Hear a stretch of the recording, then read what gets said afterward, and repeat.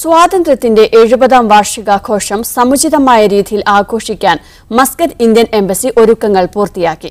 കഴിഞ്ഞ 7 പതിറ്റാണ്ടുകളിലായി ഇന്ത്യ കൈവരിച്ച നേട്ടങ്ങൾ എടുത്തുകാണിക്കുന്നതാകും പരിപാടികളെന്ന് ഇന്ത്യൻ അംബാസഡർ ഇന്ദ്രമണി പാണ്ഡെ വാർത്താസമ്മേളനത്തിൽ അറിയിച്ചു.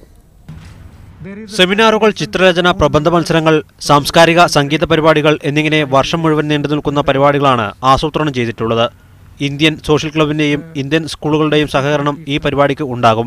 സ്വാതന്ത്ര്യത്തിന്റെ 70ാം വാർഷികത്തിന്റെ പ്രാധാന്യം ഒമാനിലെ സ്വദേശി സമൂഹത്തിനും പ്രവാസി ഇന്ത്യൻ സമൂഹത്തിനും മനസ്സിലാക്കി നൽകുകയാണ് ഇന്ത്യ അറ്റ് 70 എന്ന തലക്കെട്ടിലുള്ള ആഘോഷത്തിലൂടെ ലക്ഷ്യമിടുന്നതെന്ന് ഇന്ദ്രമണി പാണ്ഡെ പറഞ്ഞു. ദിനേഷ് പൊദാറിന്റെ നേതൃത്വത്തിലുള്ള കഥക് നൃത്ത ഗ്രൂപ്പും ഗുരു തനുശ്രീ ശങ്കറിന്റെ നേതൃത്വത്തിലുള്ള സമകാലിക ഇന്ത്യൻ നൃത്തരൂപങ്ങൾ അവതരിപ്പിക്കുന്ന ഗ്രൂപ്പും ഒമാനിൽ ആഘോഷത്തിന്റെ ഭാഗമായി പര്യടനം നടത്തും.